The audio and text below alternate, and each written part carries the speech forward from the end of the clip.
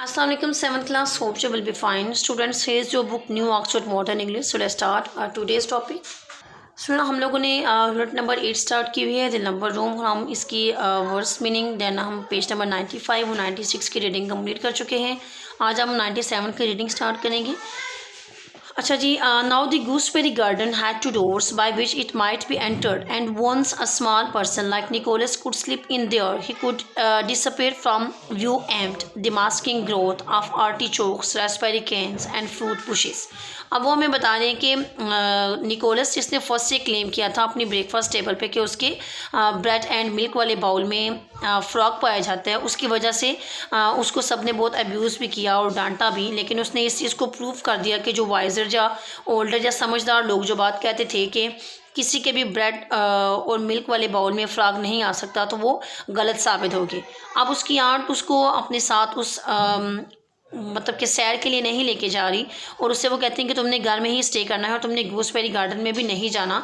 तो फिर वो अब हमें डिटेल में गूसबेरी गार्डन के बारे में बता रहे हैं कि गूसबेरी गार्डन में जाने के लिए 2 दरवाजे थे जिनसे वहाँ से दाखिल हुआ जा सकता है, और एक छोटा बच्चा निकोलस की तरह वो तो इजीली स्लिप भी करके जा सकता है और वहाँ पे गायब भी हो सकता है. एम डिसअपियर फ्रॉम व्यू एम्ड कि वहाँ पे नज़र आने वाली जो एम्ड मीन के मास्किंग ग्रोथ बड़े हुए या फैले हुए जो पौधे हैं उनमें. आर्टिचोक्स पौधे का नाम है जी, एक काइंड ऑफ फ्लावर. उस पौधे में वो मतलब कि इस तरह से फैला हुआ है कि उसमें आसानी से वो छुप भी सकता है. Raspberry canes and fruit bushes या फलों की जो झाड़ियाँ हैं उनमें, या रास्पबेरी केन्स का जो झाड़ियाँ हैं उनमें वो आसानी से छुप भी सकता है. The aunt had many other things to do that afternoon. उस पहर आंट को करने के और भी बहुत से काम थे, but she spend an hour or 2 in trivial gardening operation among flower beds and shrubberies. उसने आंट के पास उस सपहर करने को और भी काम थे, लेकिन उन्होंने 2 घंटे ट्रैवल गार्डनिंग होता है कि मामूली अहमियत के हामिल जो गार्डनिंग होती है, मीन कि उनका उस दिन गार्डन को साफ़ करने का या उसको टाइम देने का कोई भी इरादा नहीं था. लेकिन सिर्फ निकोलस को वहाँ पे जाने से बाज रखने के लिए उन्होंने 2 घंटे वहाँ पे फूलों की जो मेंटेनेंस है उसमें तकरीबन लगाए. When she could keep a watchful eye on the 2 doors that led to the forbidden paradise. और निकोलस के अकॉर्डिंग वो एक ऐसी जन्नत थी जहाँ पे उन्हें जाने से मना किया जाता था, इसलिए उसने उसका नाम फॉरबिडन पैराडाइज रखा हुआ था. वो कहता है कि आंट ने अपनी बहुत गहरी नज़र रखी हुई थी उन दोनों दरवाज़ों पे, जिन 2 दरवाज़ों से गुजर के हम उस ममनुआ जन्नत में जा सकते थे. She was a woman of few ideas. उनके पास बहुत कम आइडियाज़ होते थे, या आप ये भी कह सकते हैं कि वो आइडियाज़ का इस्तेमाल कम करती थी, but immense powers of concentration. लेकिन उसके पास तवज्जो मरकूज़ करने का बहुत ज़्यादा पावर थी. Nicholas made 1 or 2 trips into the front garden. उसने सामने वाले बाग में जाने के लिए या सामने वाले दरवाजे से जाने के लिए 1 या 2 बार कोशिश की. Wriggling his way towards one और अदर ऑफ द डोर. एक से दूसरे दरवाजे की तरफ टर्न होके जाते हुए या ट्विस्ट होके जाते हुए, but never able for a moment to avert his aunt's watchful eye. लेकिन वो एक लम्हे के लिए भी अपनी आंट की जो गहरी निगाह थी उससे ना बच सका. As a matter of fact he had no intention of trying to get into the gooseberry garden. Reality में अगर आप बात करें तो निकोलस का वहाँ पे जाने का कोई इरादा नहीं था गूसबेरी गार्डन में, but it was extremely convenient for him that his aunt should believe that he had. लेकिन ये उसके लिए बहुत ही ज़्यादा खुशी की बात थी कि उसकी जो आंट थी उन्हें यकीन था कि वो ऐसा ही करेगा. It was a believe that would keep her on self imposed sentry duty for the greater part of the afternoon. वो कहता है कि ये एक ऐसा यकीन था उसकी आंट को कि वो गूसबेरी गार्डन में जाएगा, जिसकी वजह से वो खुद साख्ता बाग की सफाई में तकरीबन उस सपहर के एक बड़े हिस्से में वो बाग की खुद साख्ता सफाई में मसरूफ़ रही. Having thoroughly confirmed and forfeited her suspicion, Nicholas slipped back into the house and rapidly put into execution a plan of action that had long germinated in his brain.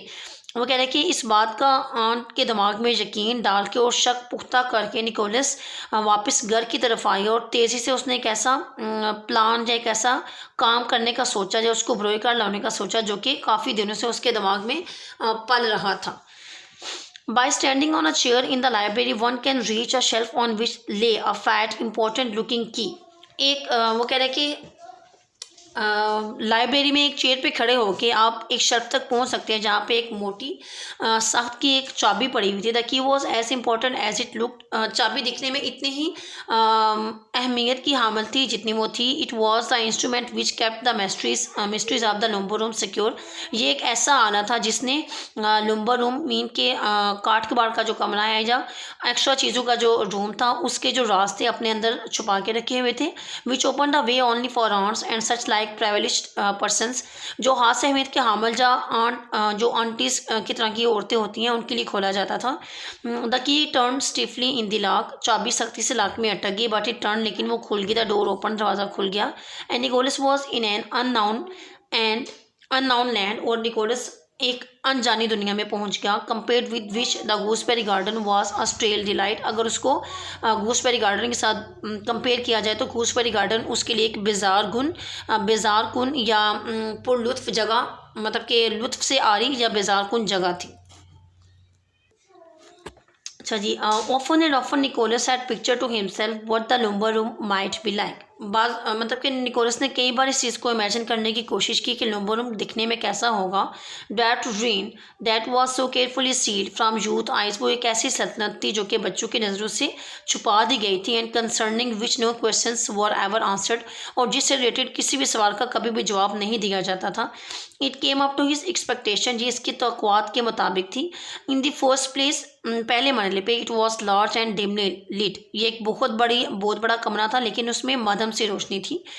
One high window opening on to the forbidden garden. एक बहुत ऊंची सी खिड़की जो कि ममनुआ बाग की दीवार में खुल रही थी। Being its only source of illumination, जो कि उसके लिए रोशनी का वाहिद जरिया थी। In the second place it was a storehouse of unimagined treasures. और दूसरे मरहले पे उसे ये लगा कि ये एक खुफिया कमरा है उन चीज़ों का या उन ख़जानों का जिनके बारे में हम तसव्वुर भी नहीं कर सकते। The on by assertion was one of those people who think that things spoiled by use and consign them to dust and them by way of preserving them. वो औरत जो खुद को उसकी आंट के लाती थी, उसके ख्याल में चीज़ें इस्तेमाल से ख़राब हो जाती हैं और उन्हें कंसाइनमेंट उन्हें हवाले कर देना चाहिए गर्दो गुबार के, और उन्हें महफूज रखने के लिए उन्हें गर्दो गुबार के हवाले कर देना चाहिए। The house was rather bare and chairless. वो कह रहा है कि अगर हम कंपेयर करें घर को इस लंबर रूम से तो हमारा घर बेयर होता है नंगा या सजावट से आ रही, एंड चेयरलेस बेरंग या बेकैफ था। But here they were wonderful things for the eye to feast on. लेकिन जहाँ पे इतनी ज़्यादा चीज़ें थी जिससे हम अपनी आँखों को लुत्फ पहुँचा सकते थे। First and foremost there was a piece of framed tapestry that was evidently made to be a fire screen. वो कह रहे कि सबसे पहले जो चीज़ उसने देखी वो ये थी कि एक फ्रेम बना हुआ था या कोई एक जैसे पेंटिंग सी बनी हुई होती है, तो वो एक पर्दे के कपड़े पे बनी हुई थी, या पर्दों के लिए जो कपड़ा यूज़ किया जाता है। Tapestry mean fabric with woven design, जिस पे कुछ डिज़ाइंस वगैरह बने हुए होते हैं, तो उस फैब्रिक पे वो डिज़ाइन बना हुआ था जो कि उसके लिए क्लियरली उसे ऐसे नज़र आ रहा था जैसे कि कोई जलती हुई आग का सीन है। To Nicholas it was a living breathing story. Nicholas के लिए वो एक जिंदा सांस लेती कहानी थी। He sat on a roll of Indian hangings. वो इंडियन हैंगिंग्स मीन इंडियन जो पर्दे थे उनके एक रोल पे बैठ गया। Glowing in wonderful colours beneath a layer of dust, जो कि उस हैंगिंग के मतलब कि पर्दों का जो ढेर था वो डस्ट में डूबा हुआ था, मतलब कि डस्ट में उसके खूबसूरत जो कलर थे वो डूबे हुए थे। And took in all the details of the tapestry picture, और वो उस फैब्रिक पे जो पिक्चर बनी हुई थी उसकी तमाम डिटेल्स को वो जानने लगा। A man dressed in the hunting costume of some remote period. एक आदमी जिसने हंटिंग ड्रेस पहना हुआ था जो किसी दूर दराज पीरियड का मालूम होता था या दूर दराज इलाके का मालूम होता था। Had just shoot a Stag with an arrow. उसने एक स्टैग को शिकार किया था, उसने स्टैग का शिकार किया था अपने एरो के साथ। It could not have been a difficult shoot because the stag show was only 1 or 2 spaces away from him. वो एक मुश्किल शिकार नहीं था क्योंकि स्टैग उससे सिर्फ 2 या 3 कदम के फासले पर था। In the quickly growing vegetation that the picture suggest, मतलब कि थिकली होता है, ग्रोइंग मतलब कि बहुत ज़्यादा बड़ी हुई जो हरियाली थी, जैसे कि पिक्चर से हमें नज़र आ रहा था या पिक्चर जो तासर दे रही थी। It would not have been difficult to creep up a feeding stag, ये मुश्किल नहीं था कि आप चुपके से चलते हुए एक घास खाते स्टैग तक पहुंच जाए। And the two spotted dogs that were springing forward to join in the chase, और दो धब्बेदार कुत्ते जो कि उसकी तरफ बढ़ रहे थे, उस शिकार में उसके साथ थे, have evidently been train to keep up to heel till the arrow was discharge, उन्हें इस बात पे ट्रेन किया गया था कि उन्होंने तब तक खामोश रहना जब तक कि तीर कमान से छोड़ ना दिया जाए।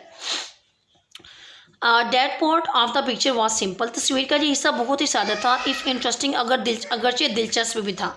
बट डिड द हंट्समैन सी, लेकिन क्या हंट्समैन देख सकता था? बट डिड द हंट्समैन सी, वो कह रहे हैं लेकिन क्या वो शिकारी देख सकता है? वट निकोलस सा, जो निकोलस ने देखा। That 4 galloping wolves for coming in his direction through the woods, के लकड़ियों में से या झाड़ियों में से 4 जो वुल्व्स थे, भेड़िए थे, वो उसकी तरफ बढ़ते हुए आ रहे थे। There might be more than 4 of them hidden behind the trees, में बेशक या चाहे वो 4 से भी ज़्यादा हो सकते हैं जो कि दरख्तों के पीछे छुपे हुए हों। And in any case would the man and his dog be able to cope with the 4 wolves if they made an attack, और क्या वो आदमी और उसके कुत्ते इस कंडीशन में थे कि उनके साथ मुकाबला कर दे अगर वो चारों भेड़ियों उन पर हमला कर दे। The man had only 2 arrows left in his, क्योंकि आदमी के पास 2 ही तीर बाकी बचे थे, इन हिज क्यूवर, उसके तरकश में। And he might miss with 1 और बोथ ऑफ देम, और शायद वो एक या दोनों ही मिस कर दे। All one knew about his skilling in shooting was that he could hit a large stag at a ridiculous short range. वो कहते हैं कि क्योंकि उसकी जो शूटिंग स्किल थी वो बहुत ही बैड थी, क्योंकि सब वो मुसीका है एक अंदाज में बता रहा है कि उसने बहुत ही थोड़े फासले से एक स्टैग को शिकार किया था, तो शायद वो उन भेड़ियों का मुकाबला ना कर सके। Nicholas set for many golden times revolving the possibilities of this scene, वो काफ़ी लम्हात के लिए बैठा रहा उस मंजर की जो मुमकिनात थी उनके बारे में सोचते हुए। He was inclined to think that the man and his dog won tight corner, वो ये बात सोचने पे मजबूर हो गया या इस नतीजे पर पहुंचा कि वो आदमी और उसके जो कुत्ते हैं वो एक टाइट कंडीशन में या ख़तरनाक पोजीशन में फंस चुके हैं, या ख़तरनाक कंडीशन में फंस चुके हैं। But there were other objects of delight and interest claiming his instant attention, लेकिन वहाँ पे और भी ऑब्जेक्ट थे, objects of delight and interest. Interest होता है कि जो तवज्जो तलब थी, और जो उसकी लम्हाती अटेंशन को, लम्हाती तवज्जो को अपनी तरफ खींचना भी चाहते थे, और दिलचस्प चीज़ें थी वहाँ पे उसकी अटेंशन के लिए। There were quaint twisted candle sticks in the shape of snakes, वहाँ पे वहाँ पे कैंडल स्टिक्स पड़ी हुई थी जो कि स्नेक की शेप में थी। Queen twisted mean pleasantly strange, अनोखी और अजीब तर्ज की वो कैंडल स्टिक्स थी जो कि सांप की शक्ल में पड़ी हुई थी। And a T pot fashion like a China duck, और एक वहाँ पे टी पॉट था जो कि बना हुआ था चाइना डक की शेप में। How dull and shapeless the nursery tea pot seemed in comparison, nursery tea pot के वो टी पॉट जिसमें उन्हें सर्व किया जाता है वो कितनी ही उसके साथ अगर उसको कंपेयर किया जाए तो वो उसकी कोई शेप भी नहीं थी, और वो बोरिंग भी थी, और बिल्कुल बद रंग भी उसको आप कह सकते हैं कि थी। And there was a carved sandalwood, और वहाँ पे एक कार्ड होता है कि जिस पे कढ़ाई वगैरह हुई भी होती है, जब खुदाई या मुनकश दरवाजे जैसे होते हैं, तो वहाँ पे एक बॉक्स था लकड़ी का, pack tight with aromatic cotton wool, जो कि खुशबूदार कॉटन वूल के साथ उस पर मतलब कि वो सख्ती से बंद था उसके साथ। And between the layers of cotton wool were little brass figures, और कॉटन की जो लेयर्स थी, कॉटन वूल की जो लेयर्स थी उसके दरमियान में ब्रास की फिगर्स थे, मीन पीतल की थोड़ी बहुत आमेज़श भी मौजूद थी। हम नेक्ड बुल्स, वहाँ पे कोहानदार गर्दन वाले जो बुल्स थे उनके शोपीस वगैरह पड़े हुए थे। एंड पीकॉक्स, और पीकॉक्स एंड गॉबलिन्स होता है जो इवल स्पिरिट्स होती हैं उसके, या भुतने वगैरह। Delight to see and to handle, वो तमाम चीज़ें देखने में और हाथ में लेकर रखने में बहुत ही ज़्यादा उसे खुशगवार महसूस हुई। स्टूडेंट्स, आज की हम जो रीडिंग है यहीं तक कंप्लीट करेंगे, बाकी की जो रीडिंग रहेगी उसको हम अपने नेक्स्ट लेक्चर में कंप्लीट करेंगे। Take care of yourself and अल्लाह हाफिज़।